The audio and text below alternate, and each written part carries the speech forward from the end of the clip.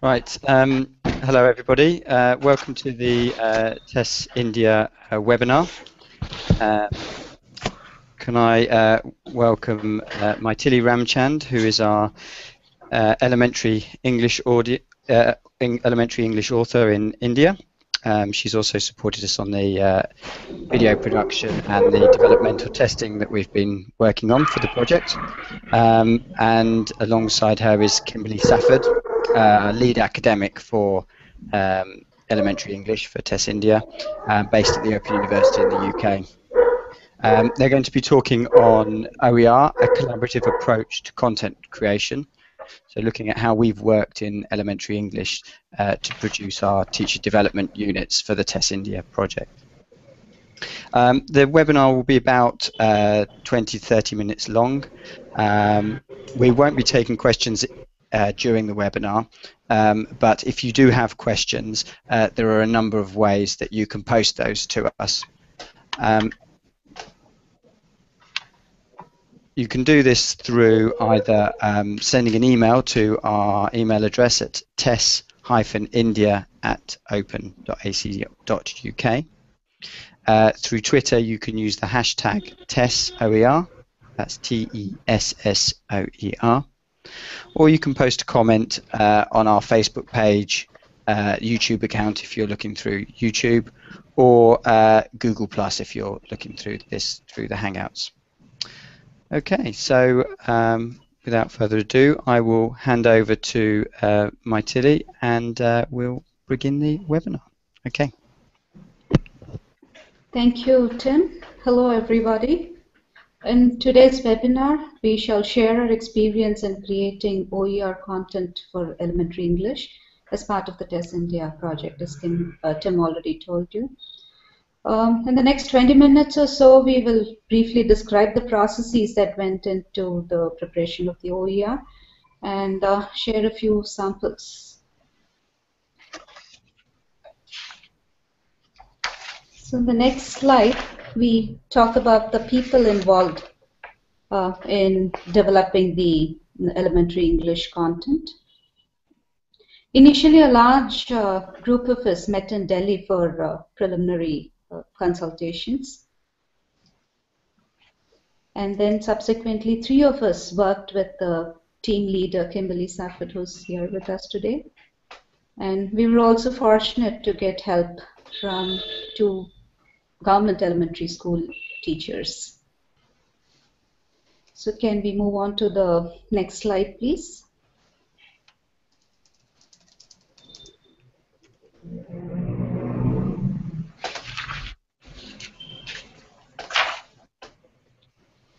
Okay, it looks like we don't have the next slide at the moment, so if we just talk to the slide and we'll pick that up as we move along. Sure. Yeah. So we will, in the remaining slides, as I already told you, we will take a brief look at the processes that went in place.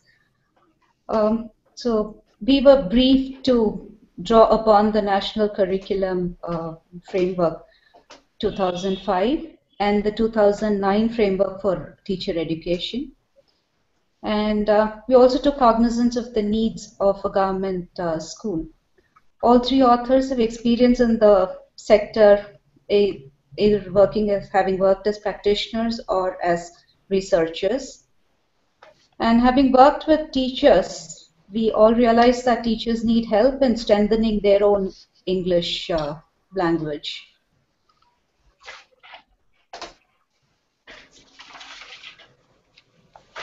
In the next slide, we talk about the mandate that the authors were given. So the requirement was that we need to develop 15 units, and each of the unit included ideas for undertaking activities.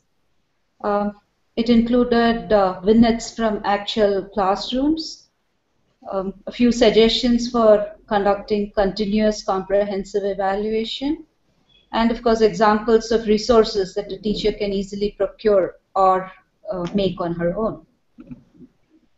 And we were also told to use a simple conversational style addressing a prospective or a practicing teacher, and also a teacher educator.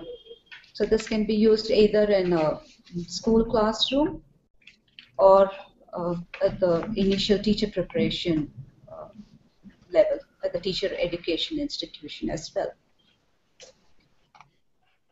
These were the overall objectives of the OER.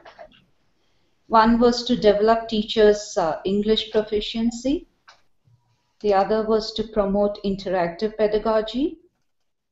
The third objective was to use the language textbook and other available resources creatively and flexibly. And the final objective was to disseminate good practice. So this was in the form of the case studies that each unit includes. Yeah, could I say something just there, Maithili, if you don't mind? Sure. I think overall the objectives that you just talked about, we're aiming to break this vicious cycle in so many schools where we know that children are going through elementary school without learning English because teachers aren't confident about using English in the classroom. And so we wanted to make units that would encourage teachers to use more English, even if they lacked a bit of confidence to do that, so that children would use more English, and to try to break that cycle where children were finishing elementary education without having sufficient English to pass the exam. That's exactly right. So this objective is listed, this objective is reflected in the themes that we had identified. So basically, when the larger group met, we thought, irrespective of the state curriculum that a teacher follows, these 15 themes would be broad enough, and they would definitely be useful in any elementary classroom for learning English. So I'll just list the themes out for you. One was on classroom routines. Using the textbook was the second theme. The third theme was songs, rhymes, and wordplay. Theme 4 was on learning English in the creative arts. The next theme was English and subject content integration. The next one was community resources for English. Letters and sounds of English was another theme. Storytelling was a theme. Shared reading was a theme. Planning around a text is the next theme. Developing and monitoring reading is another theme. Promoting the reading environment is another theme. Input-rich environment is a theme. Mark making and early writing is a theme. Developing and monitoring writing is another theme. Yeah, so there is no order. Sorry, go ahead, Kimberly. Oh no, you go ahead, and then I'll jump in. No, I just wanted to mention that there is no particular order that the teacher has to follow while using these units. If, say, if she is starting on reading, then she could pick up the shared reading unit straight away, skipping the other units. So it depends on what the teacher is trying to get her students to learn at that particular moment of time when she's using the TESS-India OER materials. Yes, I think that's a really important point about the units, is that they can be used in any order. You don't start at the first one and work your way through to the 15th one. And that the units address reading, writing, and speaking and listening, and the units integrate those themes as well. So within, say, the unit on classroom routines, the focus is mainly on speaking and listening in English, but there's also links to reading and links to writing in English as well. That's right. And there were also doubts among a few teachers if a unit has to be treated as a lesson. So we would like to take this opportunity and say that no, these are not meant to be lessons, and a teacher can use any section of the unit at any point in time as well. And as Kimberly pointed out, there is an integration among the units also. For example, reading you can find in both shared reading as well as in a few other units. So now that the slides are back, it would be easier for all of us. Thank you, Kelly. Yeah, maybe it would be good to show slide 6, which has all of the units, if we can get there. Bear with me. Okay. Oh, maybe. Otherwise, we'll keep going. Okay.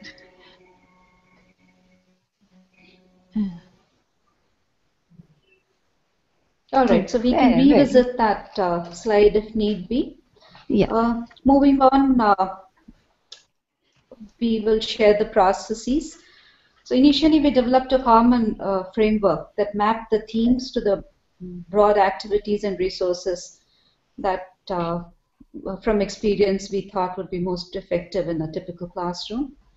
We collectively discussed, shared ideas, and evolved one prototype unit each, for which extensive feedback was given to us by our team leader. And each author chose 5 units to write independently. And of course, there were plenty of iterations based on the feedback from the team leader, from each of us authors, and also critical readers, which Kimberly will brief you on. Yeah, I'll just say that there were each unit was read by at least 3 other readers, external readers to the project. 2 were academics or teacher educators based in India, and 1 was in the UK. So there was lots of feedback on the units, and also each unit was reviewed by 2 classroom teachers in India as well, and they gave very useful feedback on the practicality of the activities and the relevance of the activities for the teacher who's not so confident with English, or the pre-service teacher.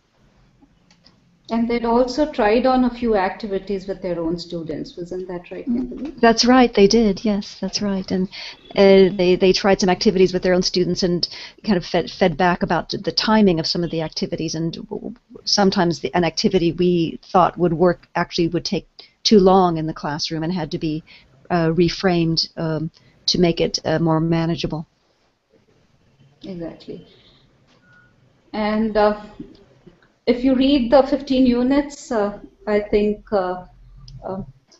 hopefully you will not find the style or the language very different, and that credit goes entirely to Kimberly for the tight language editing that she did. So we were hoping to show you a few samples since the presentation is not up yet. I'll try my best to make it as interesting as possible while reading out from the sample. Yeah, here it is. Yeah. Yeah. Yes, we have the presentation running now. You might not be able to see it, Maithili, but it's running on our broadcast screen at the moment. Oh, okay. We're on slide 8 at the moment. Yeah. Yeah. Where it has the sample from the unit. Okay. Thank you. Yeah. So this talks about an activity for the teacher. So we suggested that the teacher, mobile phone has become ubiquitous in all classrooms now. So, and we've seen quite a few teachers use them quite effectively for children's learning in classrooms when we've gone to observe government schools. So we thought we would make use of this technology and encourage a teacher to record herself and then play it back, just so that a teacher can reflect as to how much English she uses, or think about what words that she could switch from a local language to English. And this activity also suggests that the teacher writes them down so that she feels more confident when she plans to use these words.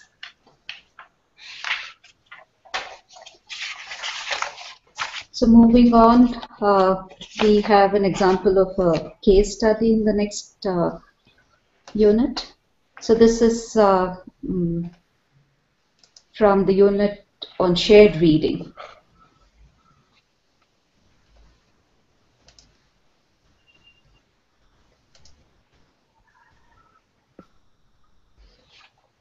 Yeah, and these kind of case studies, which we have in all of the units, they're case studies of real teachers in real classrooms, all known to the authors in various locations. And the case studies are really meant to encourage the teacher or the pre-service teacher to think, oh, I could try that, I could do that. They're meant to be encouraging examples of good practice that seem very doable to the user of the TDU. So we hope that a teacher would read this and think to herself, I could do that, I could ask those questions. And I think in the next slide we actually see the teacher with the big book she prepared, or a teacher with a big book. Exactly, yeah. And you can see that it's not a fancy published book. It's something that she's just written on a big piece of paper, and all the children can see the words. And the stand to hold the big book also the teacher had prepared it herself using cartons, used cartons.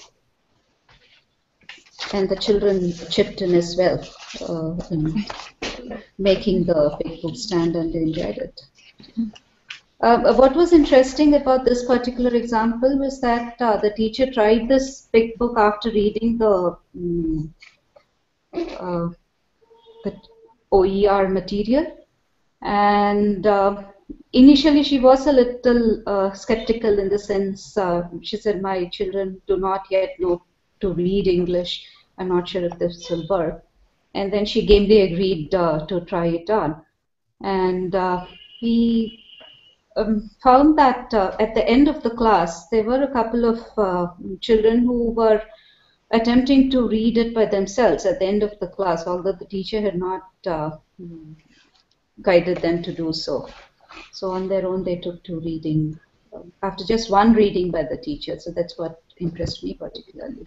Yeah, I think that was really a case where the teacher tried something suggested in the unit and found that to her surprise, I think, a bit, that it actually was working, and that it wasn't too difficult to do, and that the children enjoyed it, and that they actually, she could see within that lesson that there was an impact on their English for some of the children.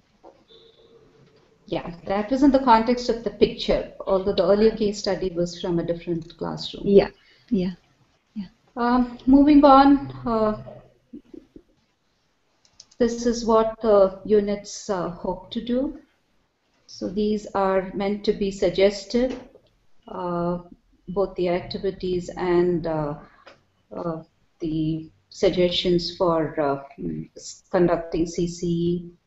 And we've also given additional readings for teachers that they should be able to procure from their nearby library. But hopefully the diet libraries would be equipped with some of these books at least. And the units also provide pointers for a practicing teacher as well as teacher educators in terms of managing the classroom, irrespective of whether it's a large class of 50 plus children, or if it's a multi-grade or a multi-level classroom. And as we told you earlier, there are also suggestions for taking up formative assessments in the form of CCE, and use of a variety of resources that would helpfully cater to diverse learning needs. In the next slide, you can see a picture of children engaged in different activities. So this is from the same school that had, in which the teacher had tried on some of the activities from the OER materials. Yeah, most of the TDUs make suggestions for using the classroom space, how you can work with children in groups or in pairs, or partly outside, partly inside the classroom. And in most of the units, we do try to make suggestions for using the space that's available and also using the walls, what you might display on the walls. There's a specific unit on the print environment and using displays for teaching and learning. That's right, yes. So the picture that you see on the screen is from a government school. So those are class 6 children. Mm-hmm.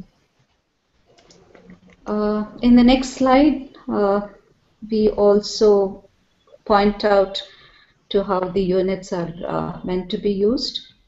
So we definitely hoping that the teachers would be able to embed these units within the text that they are expected to teach. And there is enough flexibility within the content for a teacher to adapt and tailor them to meet her own needs as well as her students' needs. And of course, as Kimberly pointed out, there are suggestions for both the practicing teacher as well as a student teacher to strengthen her own English language. So in the next slide, as Kimberly earlier mentioned, so this is a picture of the teacher using the space outside the school. So here you see children of class 4 engaged in a interactive singing activity. Yeah, I think some of the videos can be very encouraging and powerful because it's a way for a teacher to look at another teacher's practice and to think, I could try that, I could do that, I could take them outside, I could teach the children this little song, and we hope the videos give additional encouragement to teachers to try something new or maybe a bit different with regard to English teaching. That's right. And we just briefly want to share with you about the developmental testing, which is what the next slide talks about.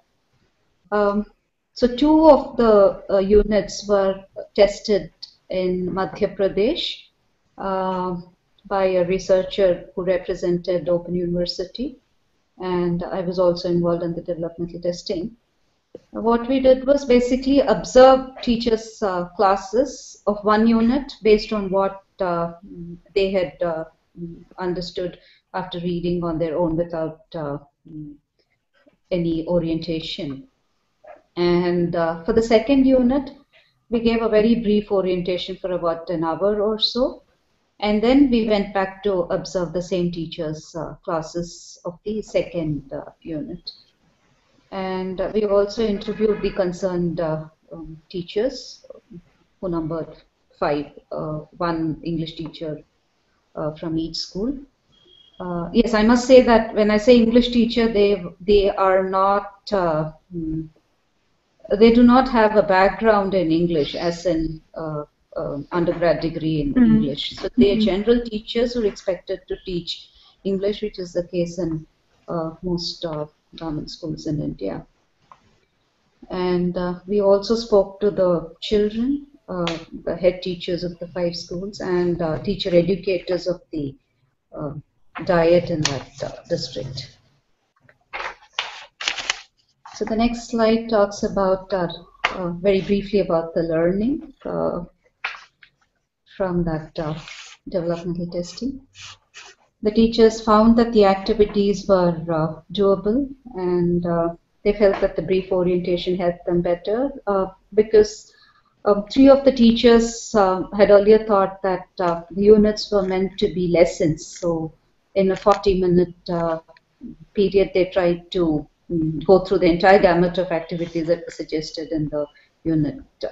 So that happened before the orientation. So orientation helped them to focus on the specific activities that they would require in that particular class.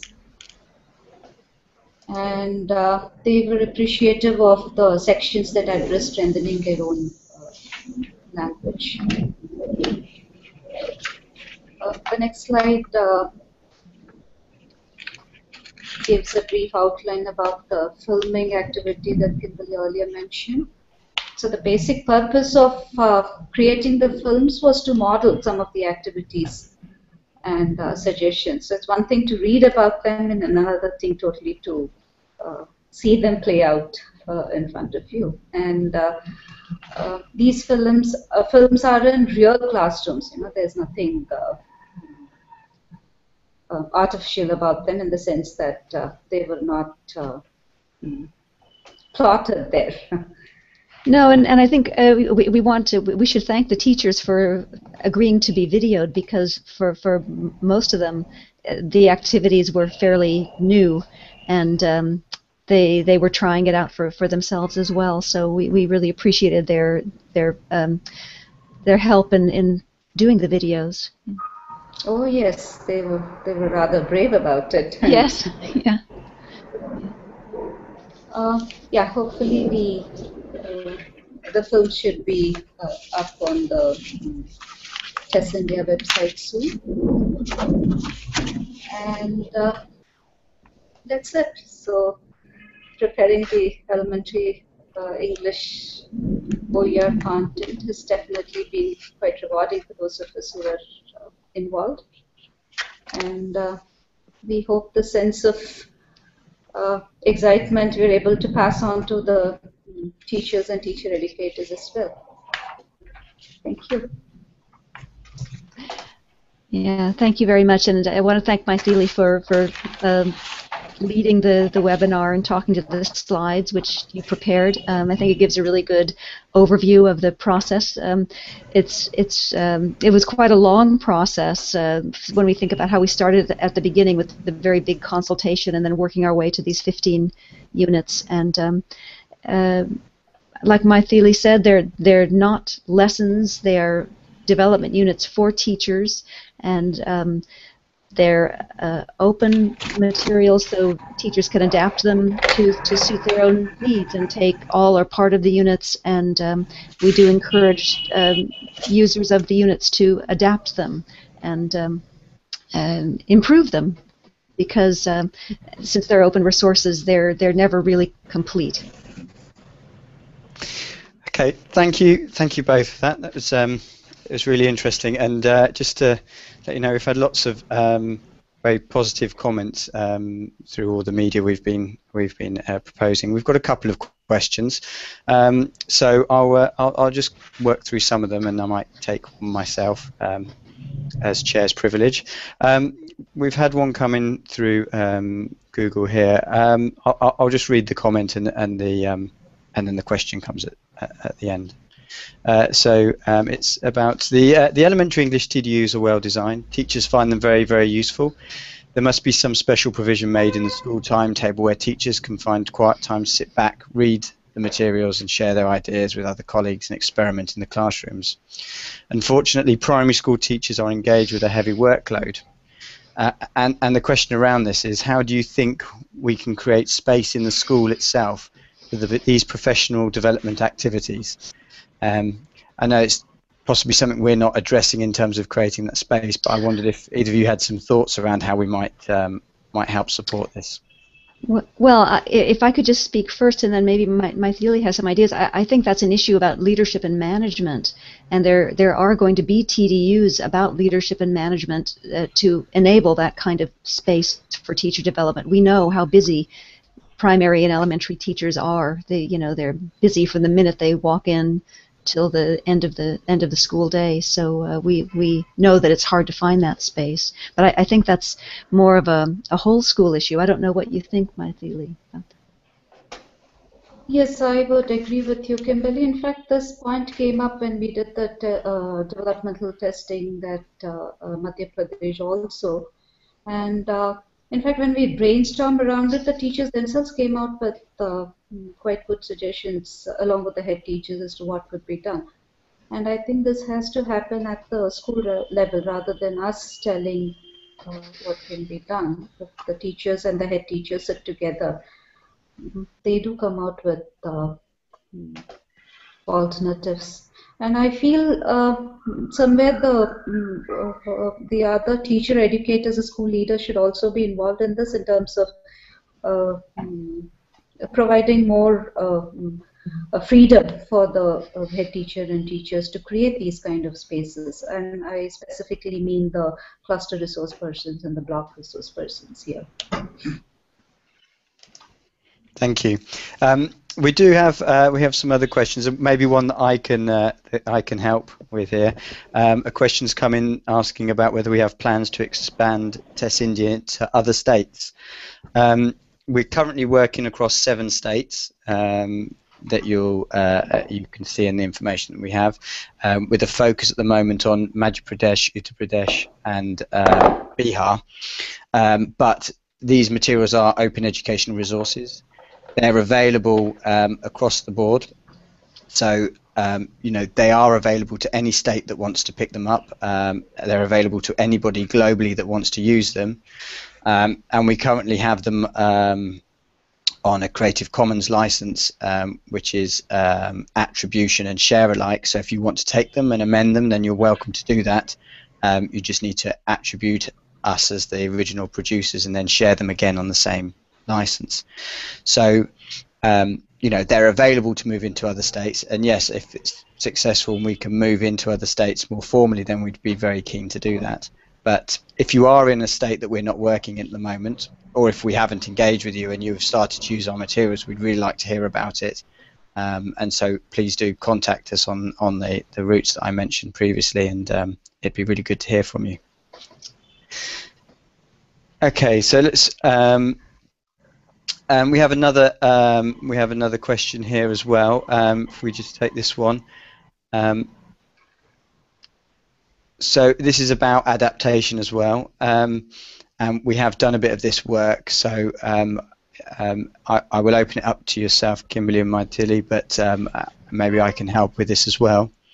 How can these 15 developmental units be adapted in better manner by teachers from diverse backgrounds and geographies?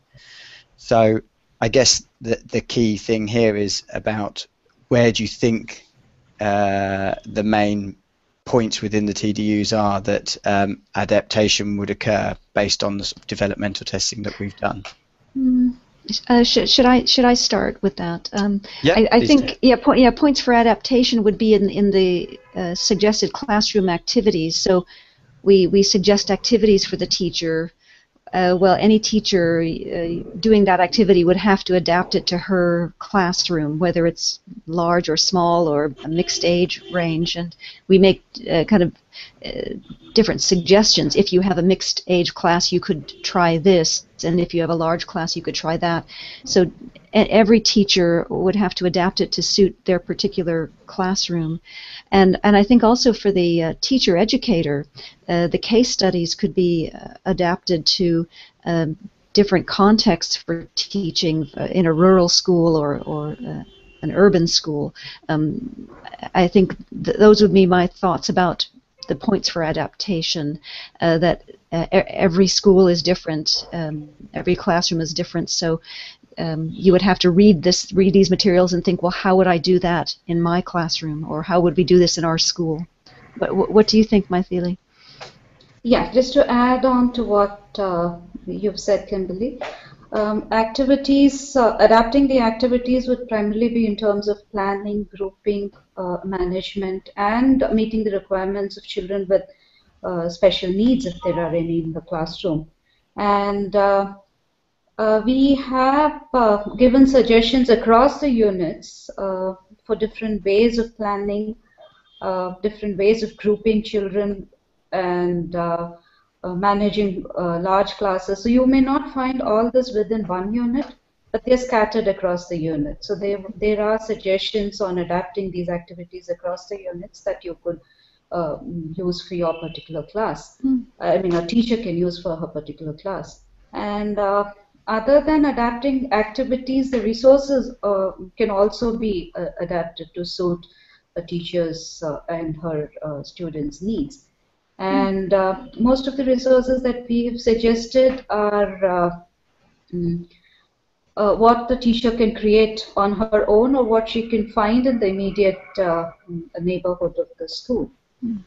And case studies, as you rightly mentioned, Kimberly, they would definitely be good points of entry for student teachers to engage themselves in, and also practicing teacher, provided they get that space to sit and discuss. These would make for good reflections in terms of what would work in their own classroom and how they can adapt it. Yeah, So I the think. teachers of a cluster during the class, sorry, I'll just finish this point. During a particular cluster, they have this frequent cluster level meetings. So if an hour or so can be allotted for teachers during these meetings, I think it would be useful for them to adapt unit to suit their requirements. I was just thinking too, that often in the units we refer to the language textbook. That's going to be different in different schools, in different classes, in different states. So we might say, you know, turn to a lesson in your language textbook and do this activity with it. Well, that's going to be different depending on where the teacher is. Or we suggest a story, but in a different school or a different state, a teacher might choose another story to work with. And some of the resources, for instance, you contributed the resource, the Puri Boy story. That teachers might choose another story to do the same activity with. Okay. So Yes, the Puri Boy itself is an adaptation from the gingerbread man story. Exactly. That's a perfect example, actually, that from gingerbread boy to Puri Boy. Yeah. Thank you. Thank you there. Yeah, we've had a few questions actually about localization and context. So I would just say we have run a webinar last month, or the month before actually, on TESS-India and localization. I've just posted a link to it on the Google Plus page, but I'll share it on the other formats and make sure it gets shared on our Facebook page. We also presented some papers at a number of conferences at the beginning of the year on our localization and contextualization experiences. So I will make sure those get posted to our Facebook page as well. So please do check those out, and we'll continue to forward those on. Okay, we are getting quite a few questions in now, so we'll just keep a couple more, and then we'll be ending soon.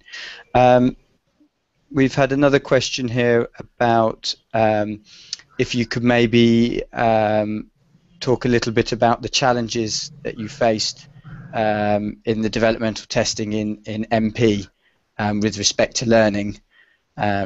That's specifically about MP, but maybe we could talk just generally about some of the challenges, I think, because I think some of the challenges, if I'm right, were not necessarily specific to states, but were generally challenges as a whole.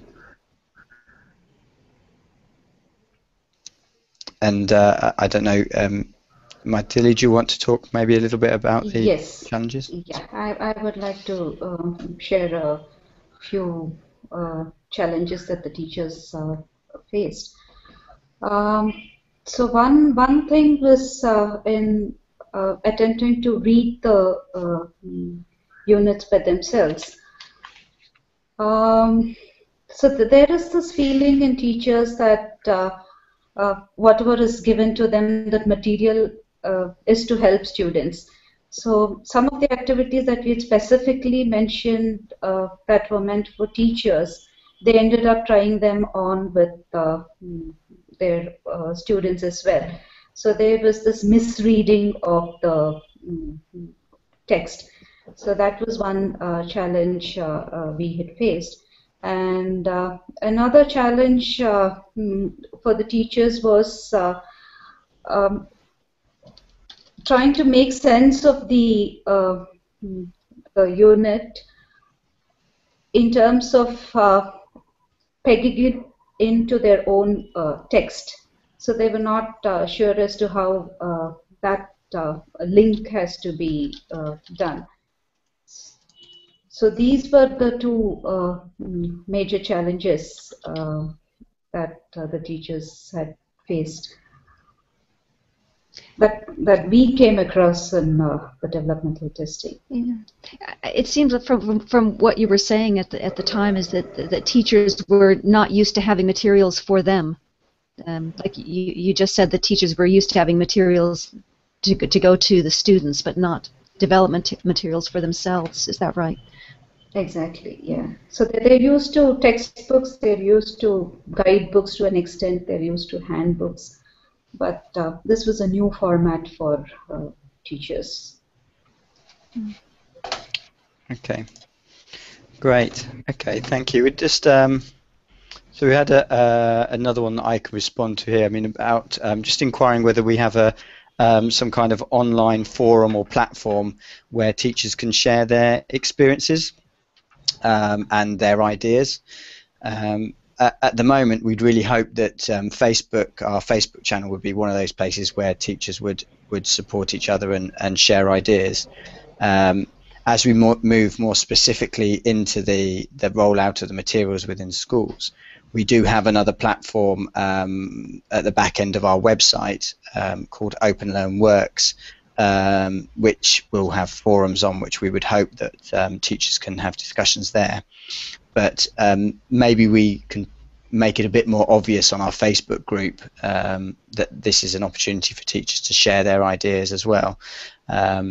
So I'd be really great to hear your ideas around that. And again, you can send those ideas through to the various channels. I'll just see if we can take one last a question before we finish up here. Sorry, I'm just refreshing our various channels at the moment.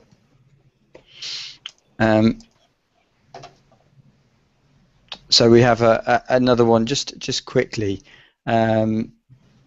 just thinking about how we might integrate the work of teachers at the BRCs, CRCs, and diets with the developmental units that we've been working on.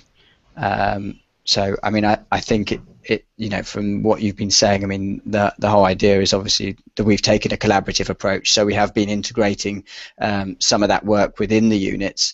But I just wondered maybe as a final sort of a comment, we can maybe just expand a bit how that, you know, how we've worked collaboratively and where we have put those approaches into practice.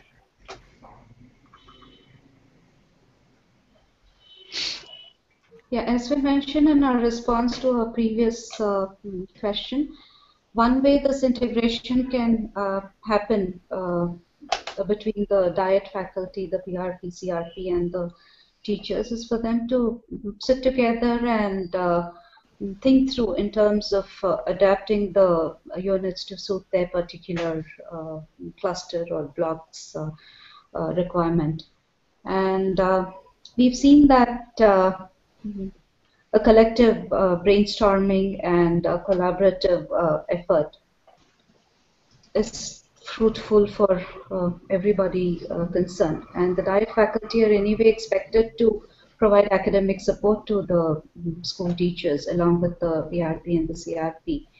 So it would be good if certain time every month is allotted, 1 hour or so should be enough to go through one unit that they can discuss in detail and look into various modes of adapting. Okay. Okay, thank you. Oh, sorry, I've got... Right. Well, thank you very much. There are some outstanding questions, and if we didn't manage to get to your question, we will try and respond through the route that you asked the question, and we'll certainly take some of those comments on board that we've received, which some very positive messages there.